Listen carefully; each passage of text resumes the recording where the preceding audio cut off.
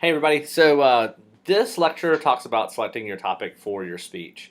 And in your textbook, it's called Finding Your Topic. So this is one of those, now we're stepping out of the mechanical side, now we're looking into the more creative side. So this is the thing that can be a lot of fun for you in this class. So even if you're not creative, there's probably something that you like, something you really enjoy. So this is something that I think that should not be that hard for you. But where do we actually get started? Well, generally what you get started with doing is brainstorming. And brainstorming is a great concept. It was developed by a guy named Alex Osborne. Alex Osborne actually developed brainstorming from John Dewey's reflective thinking pattern, but he wanted to make it easier, a little more something that people were able to do and kind of construct. And he was actually in the 1930s was able to create this concept that people still use today. And the original definition, and the one that I learned eons ago, it had the word zany in it. So you were to come up with as many topics as you possibly could, as crazy as they were, with free association, and then from there you would develop what's the best topic, where would you find something. So that's something that you can do in order to come up with, and you probably heard that term before, brainstorming for topics. So that's just what that means. I strongly encourage you to know who Alex Osborne is and know what he invented, that he came up with the concept of brainstorming. So if you're looking for other ways, and your book talks about some other things that you can do, you can create things like interest charts, topic areas, and you can also look at media and internet. So interest charts, really just you're writing down categories of all the things that you're interested in, and then you just kind of put them together in different groups. Topic area charts, I always say, use nouns, the person, place, or thing, and then put three columns and all the places you want to find interest for. All the people you want to find information about, and things that you're really interested in, and then evaluate those and then determine which one of those would be the best one for you. And then, of course, probably the one that you want to go to first is the internet, the old interwebs. So if you choose to use that one, the thing that I would tell you to do is I would encourage you not to go into Google and type in informative speech topics. That's just not the best way. You're just not really, you're finding other people's ideas. I want you to use your idea. So think of something that you're really interested in. Let's say it's like Labrador puppies, or Labrador dogs, or Labradoodles, or any kind of doodle. It could be, for example, I enjoy barbecue, and I enjoy fishing, and I enjoy coaching my kids' soccer teams. I enjoy just all kind of different things that are out there. So the idea is take one of those and then go into Google and put that in and see what you can find from there. So once you do that, you can then kind of start to develop what we call kind of a personal interest inventory. You then evaluate those topics and look at those things, and maybe this would help you get closer to what they call it's a cone, help you kind of reduce that down into maybe a topic. So what you can do is take this personal interest inventory and ask yourself these 4 questions, and you would find that maybe you could develop a topic from there. So find out what you like, what you know, and what you want to know more about. And then the most important question is the number 4th one, is what do you think the audience would like to hear?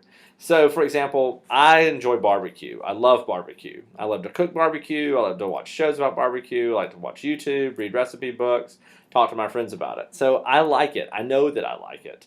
I know a little bit about it. I'm on a traveling barbecue team, competition barbecue team. I cook it about every other weekend. So I do know how to do it. And then I want to know more about it. It's not something that I just, hey, I know how to do that now, I'll move on to the next thing. I like to, try different things, come up with new recipes, look at what other people are doing, and maybe try some of those. So I would like to know more about it. And then lastly, I have to evaluate, would my audience be interested in that? In some cases, they may be, but let's say I've got a room full of vegetarians, and I'm talking about cooking pork shoulders. Well, they may not be interested in talking about that, but if it's a group of students that I can tell enjoy eating, that maybe after polling them and asking questions, I know that they like barbecue too, then they would be interested in listening to it. So, those are kind of things that we would kind of look at as we're evaluating that topic. So once we come up with our topic, we have what's called a speech topic. I know, isn't that just rocket science? We come up with a speech topic, and that is simply just the subject of our whole speech. And we're going to use that component in two key things in our introduction. So that's important that we determine what our speech topic is. Our speech topic should be narrowed down to one thing and one thing only.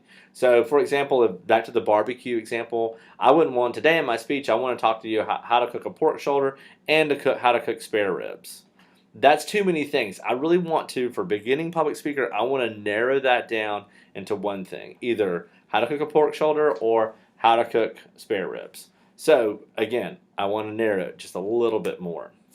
Now, one of the things that I will provide for you as an instructor in a classroom setting is I do provide the general purpose. And we talked about these before. The general purposes, there are 3 of them that we're going to be discussing in this class, and that's to inform, to persuade, and to entertain. Remember, to inform is to educate, to persuade is to change or reinforce, and then to entertain is to celebrate or to make people happy, and for the most part. So that's what to entertain means.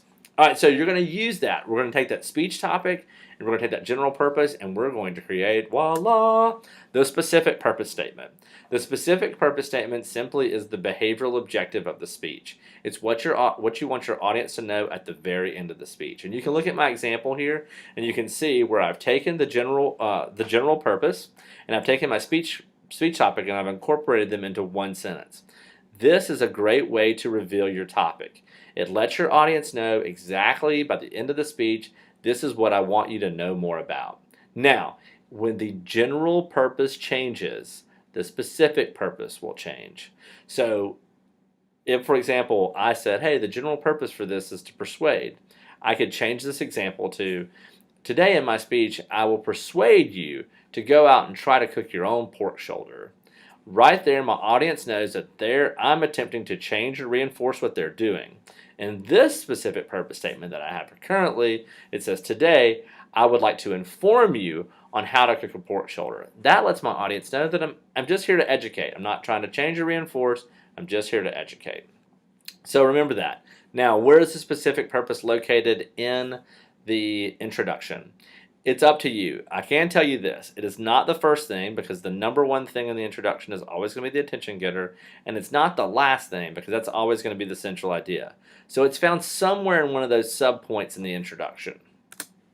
The next thing, of course, is the thesis statement. Now, I touched on this already when we talked about beginning and ending our speech, so I won't really harp on it. But remember, this is that sentence that's close to the thesis statement. I believe your book even refers to it as the thesis statement. But this is that one sentence that encapsulates the major ideas of the speech. Now, you can look at one of the examples that I have right here, using the example of how to cook a pork shoulder. In my example, I am pointing out that I'm going to talk about what it takes, the preparation needs, like what do you do beforehand, the cooking procedure, and then also the post-cook, like what do you do afterwards. But I take all that and I put it into one sentence. And remember, that central idea is the last thing that we have in our introduction. So again, these are developing your topic, coming up with whatever your speech topic is, and then taking the general purpose that I provide for you and creating the specific purpose statement, and then always creating what we need, which is known as the central idea, in order to putting that together. So that's just a little bit more about what we talk about. And so the last thing, of course, this is just kind of a little, when you're putting these together, remember specific purpose statements. It's down to that one single idea, which is the speech topic. The central idea, of course, is going to incorporate the 3 or 4 main ideas that you'll be talking about in your speech. Never put these in the form of a question. Always try to use concrete language, and don't be vague. We want to be very specific when we're putting them together. So that's a little bit more about what we're talking about today, and I think that this should help you out when you're developing the specific purpose statement, the central idea, and coming up with your speech topic. Again, if you guys have any questions, you can always email me on Canvas, and I'll be happy to get back to you as soon as possible.